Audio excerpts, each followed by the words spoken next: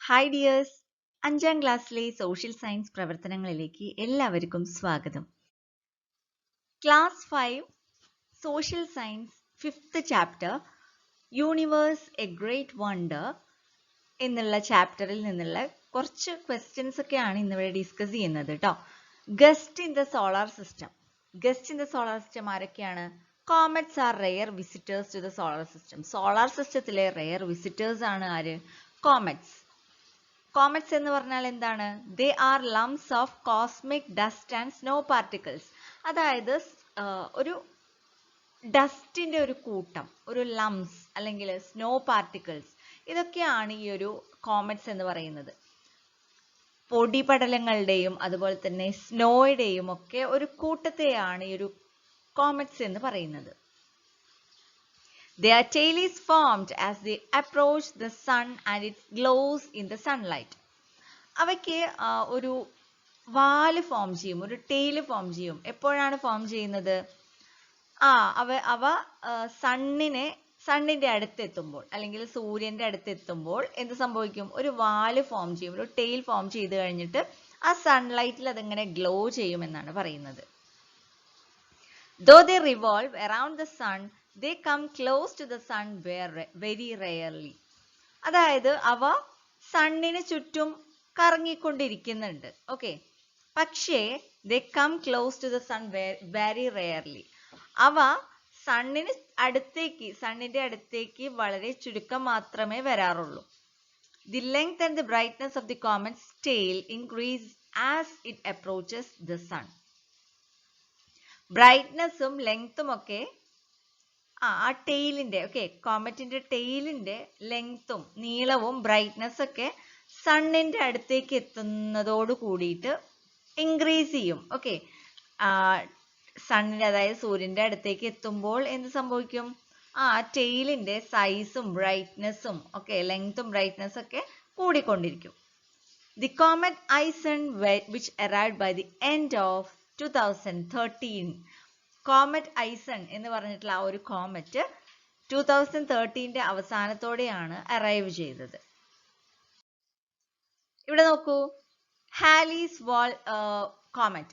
Halley's comet ആണ് ഇവിടെ കാണിച്ചിട്ടുള്ളത്. പിന്നെ കോമറ്റ് ഐസൺ അതും കാണിച്ചിട്ടുണ്ട്. ഇതാണ് എഡ്മണ്ട് ഹാലി. എഡ്മണ്ട് ഹാലി ആണ് ഇത് കേട്ടോ. ഹാലീസ് കോമറ്റ് 75 വർഷത്തിൽ ഒരിക്കൽ പ്രത്യക്ഷപ്പെടും. അവസാനമായിട്ട് 1986 പ്രത്യക്ഷപ്പെട്ടത്. അടുത്ത നോക്കൂ, വാട്ടർ മീറ്റിയോറൈറ്റ്സ്. മീറ്റിയോറൈറ്റ്സ് എന്ന് പറഞ്ഞാൽ റോക്ക് ഫ്രാഗ്മെന്റ്സ് ആണ് of various size which enter into the earth's atmosphere are called meteorites. അതായത് റോക്ക് ഫ്രാഗ്മെന്റ്സ് ആണ് കേട്ടോ.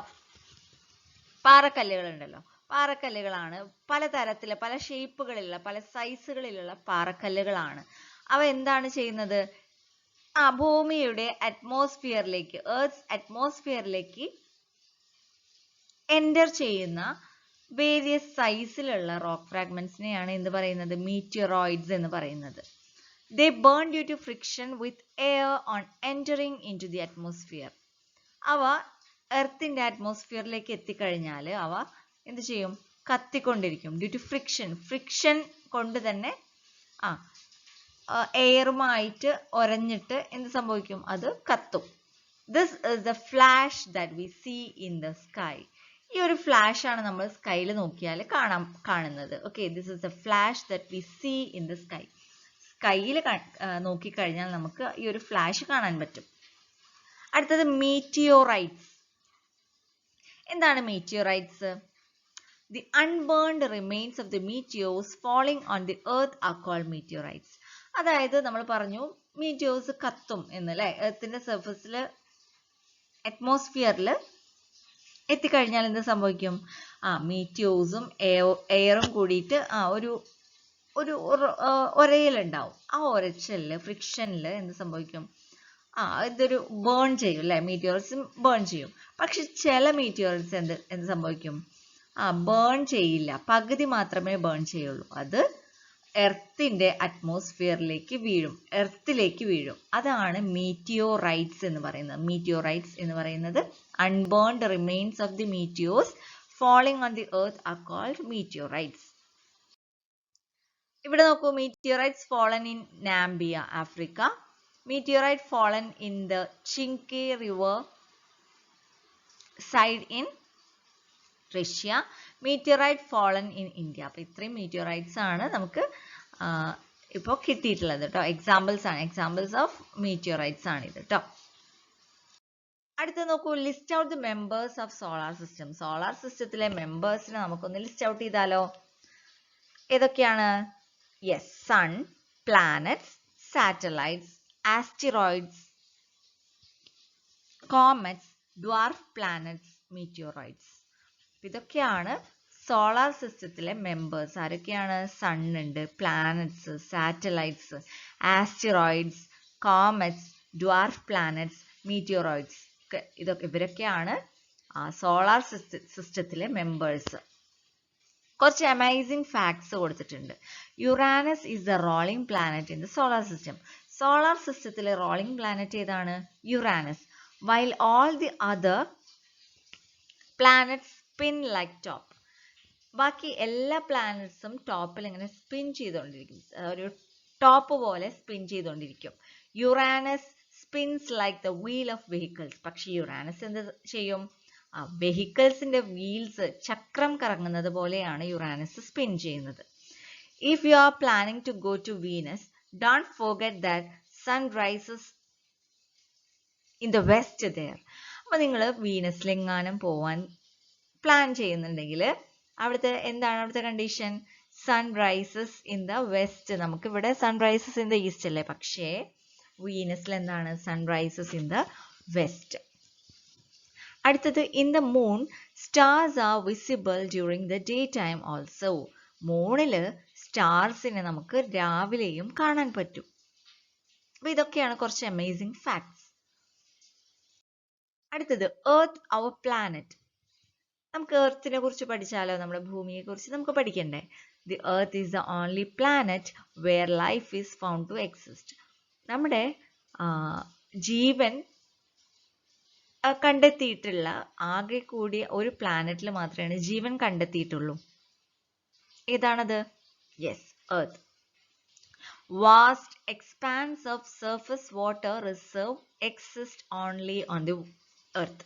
അതായത് സർഫസ് വാട്ടർ റിസർവ് എർത്തിൽ മാത്രമേ കാണപ്പെടുന്നുള്ളൂ. ഇത്രയും കൂടുതൽ vast expanse of surface water reserve എവിടെ മാത്രമേ ഉള്ളൂ?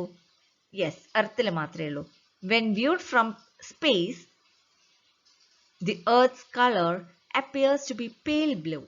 നമ്മൾ സ്പേസിൽ നിന്നും നോക്കുകയാണെങ്കിൽ എന്താണ് കാണാൻ പറ്റുന്നത്? എർത്തിന്റെ കളർ പെയിൽ ബ്ലൂ ആയിട്ടാണ് കാണുന്നത്. This is due to the fact that 2/3 of the earth surface is covered with water. അപ്പൊ എന്തുകൊണ്ടാണ് എർത്തിന്റെ സ്പേസിൽ നിന്ന് നോക്കിക്കഴിഞ്ഞാൽ ഈ ഒരു ബ്ലൂ കളറിൽ കാണാൻ പറ്റുന്നത്? 2/3 ഓഫ് ദി എർത്തിന്റെ മൂന്നിൽ 2 ഭാഗവും വെള്ളം കൊണ്ട് കവർ ചെയ്തിട്ടുണ്ട്. This is due to the fact that 2/3 of the Earth's surface is covered with water. അടുത്തത് ഒരു ആക്ടിവിറ്റി ചെയ്യാൻ പറഞ്ഞിട്ടുണ്ടായിരുന്നു. The Earth is the only planet where life is found to exist. Explain its reason. എർത്തിൽ മാത്രമേ നമുക്ക് life കണ്ടെത്തിയിട്ടുള്ളൂ എന്ന് നമ്മൾ പഠിച്ചു അല്ലേ? അപ്പൊ എന്തൊക്കെയാണ് അതിന്റെ കാരണങ്ങൾ എന്ന് നോക്കിയാലോ? The Earth is the only planet where life is found to exist. Reasons are position. അതിന്റെ പൊസിഷൻ ആണ് ആദ്യത്തെ റീസൺ എന്ന് പറയുന്നത്. Earth is neither near to the sun nor far from the sun. അതായത് സണ്ണിന്റെ അടുത്തല്ല, വളരെ അടുത്തുമല്ല, വളരെ അകലെയുമല്ല. നമ്മുടെ എർത്തിന്റെ പൊസിഷൻ എന്ന് പറയുന്നത് സണ്ണിന്റെ അടുത്തുമല്ല, അകലെയല്ല. There is no extreme heat or cold on earth. അതുകൊണ്ട് എന്താണ് സംഭവിക്കുന്നത്? നല്ല ചൂടുമില്ല, നല്ല തണുപ്പില്ലാത്ത ഒരു മോഡറേറ്റ് കാലാവസ്ഥയാണ്, മോഡറേറ്റ് ക്ലൈമറ്റ് ആണ് നമ്മുടെ എർത്തിലുള്ളത്. അടുത്ത നോക്കാം, atmosphere. The only planet which has the atmosphere is Earth. എർത്തിൽ മാത്രമേ അറ്റ്മോസ്ഫിയർ എന്ന് പറയുന്ന ആ ഒരു ബ്ലാങ്കറ്റ് ഉള്ളൂ. Oxygen and carbon dioxide in the atmosphere are essential for the survival of plants and animals. അതായത് ഓക്സിജനും കാർബൺ ഡൈ ഓക്സൈഡും ഒക്കെ ഉണ്ടെങ്കിലാണ് പ്ലാന്റ്സിനും ആനിമൽസിനും ഒക്കെ സർവൈവ് ചെയ്യാൻ പറ്റുള്ളൂ. It is the atmosphere which protects earth meteorites. അതായത് അറ്റ്മോസ്ഫിയർ ആണ് എർത്തിന്റെ മീറ്റിയോറൈറ്റ്സിനെ പ്രൊട്ടക്ട് ചെയ്യുന്നത്. അടുത്തത് water. Vast expanse of surface water reserve exists only on the earth. അതായത് ഒരുപാട് സർഫസ് വാട്ടർ നമ്മുടെ ഭൂമിയിൽ മാത്രമേ കണ്ടിട്ടുള്ളൂ. അടുത്ത നോക്കാം soil. Earth is only planet with earth is also A planet with fertile soil. നല്ല ഫെർട്ടൈൽ ആയിട്ടുള്ള സോയിലുള്ള ഒരേ ഒരു പ്ലാനറ്റ് ഏതാണ്? ഈ ഒരു എർത്ത് ആണ് കേട്ടോ. അപ്പൊ ഇതുകൊണ്ടൊക്കെയാണ് എർത്തിൽ ലൈഫ് എക്സിസ്റ്റ് ചെയ്യാൻ കാരണം. അടുത്ത നോക്കാം the world of stars. The sun is a closest star to the earth. എർത്തിൽ നിന്നും ഏറ്റവും ക്ലോസസ്റ്റ് സ്റ്റാർ ഏതാണ്? സൺ. ഓക്കെ, അപ്പൊ എന്താണ് ഗാലക്സി എന്ന് നോക്കാം. Crores of stars make a galaxy. Galaxy എന്ന് പറഞ്ഞാൽ കോടാനക്കോടി സ്റ്റാർസ് കൂടിച്ചേർന്നുണ്ടാവുന്ന ഒരു ഇതാണ് galaxy. The galaxy, which includes the solar system, is a Milky Way. Solar system ഉൾപ്പെടുന്ന ഗാലക്സിക്ക് പറയുന്നതാണ് milky way. It is also known as Akashaganga. It contains nearly 10,000 crore stars. അപ്പോൾ ഈ ഒരു മിൽക്കി വേയുടെ വേറൊരു പേരാണ് ആകാശഗംഗ. അതിൽ 10,000 crore stars ആണ് ഉള്ളത്. ഓക്കെ, 10,000 crore stars ആണ് ഈ ഒരു മിൽക്കി വേയിൽ അല്ലെങ്കിൽ ആകാശഗംഗയിൽ ഉള്ളത്. അടുത്ത നോക്കാം universe. What is universe? Universe include millions of galaxies. Millions of galaxies become universe ആയിട്ട് മാറും. Universe was a tiny ball crores of years ago. It is believed that the universe expanded to the present form by a violent explosion. Universe എന്ന് പറയുന്നത് ഒരു ചെറിയ balls ആയിരുന്നു. Okay, ഒരുപാട് കോടി വർഷങ്ങൾക്ക് മുമ്പ് ഒരു ചെറിയൊരു ബോൾ ആയിരുന്നു. പിന്നെന്ത് സംഭവിച്ചു?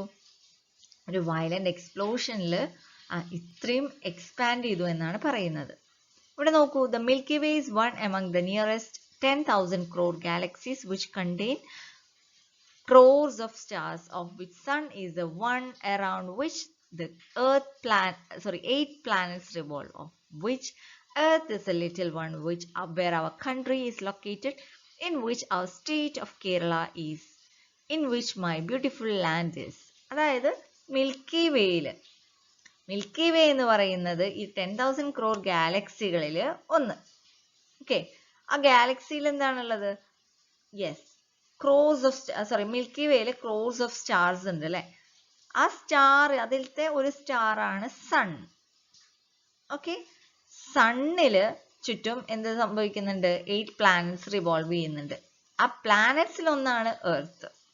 എർത്തിലാണ് നമ്മുടെ കൺട്രി ലൊക്കേറ്റ് ചെയ്യുന്നത്. നമ്മുടെ കൺട്രിയിലാണ് നമ്മുടെ സ്റ്റേറ്റ് കേരള ഉള്ളത്. ഓക്കെ, അപ്പൊ ഇതാണ് ചെറിയ ഇങ്ങനെ നമ്മൾ യൂണിവേഴ്സ്, എന്താ പറയാ, മിൽക്കി വേ, ഗാലക്സി, ഓക്കെ, പിന്നെ സൺ, എർത്ത്, പിന്നെ നമ്മുടെ കൺട്രി, നമ്മുടെ സ്റ്റേറ്റ് കേരള. ഓക്കെ, അപ്പൊ അങ്ങനെ താഴെ പോയിട്ട് ബേസ് ആയിട്ട് നമ്മൾ നിൽക്കുന്ന ഒരു ഭാഗമാണ് പറയുന്നത്. അപ്പോൾ ഇന്നത്തെ ക്ലാസ് എല്ലാവർക്കും മനസ്സിലായിട്ടുണ്ടാവും എന്ന് വിചാരിക്കുന്നു. എല്ലാവരും നോട്ട്സ് ഒക്കെ കംപ്ലീറ്റ് ചെയ്യുക. അപ്പോൾ ഈ ചാനൽ നിങ്ങൾ ഇതുവരെ സബ്സ്ക്രൈബ് ചെയ്തിട്ടില്ലെങ്കിൽ ഒന്ന് സബ്സ്ക്രൈബ് ചെയ്യാൻ മറക്കരുത്. സൈഡിലുള്ള ബെൽ ബട്ടൺ പ്രസ് ചെയ്യുക, ഓൾ അമർത്തുക. വീഡിയോ നിങ്ങൾക്ക് യൂസ്ഫുൾ ആയാൽ ലൈക്ക് ചെയ്യുക, അതുപോലെ തന്നെ ഷെയർ ചെയ്യുക, നിങ്ങളുടെ അഭിപ്രായങ്ങൾ കമൻറ്റ് ചെയ്യുക കേട്ടോ. പിന്നെ അടുത്ത ക്ലാസ്സിൽ കാണാം. Thank you for watching.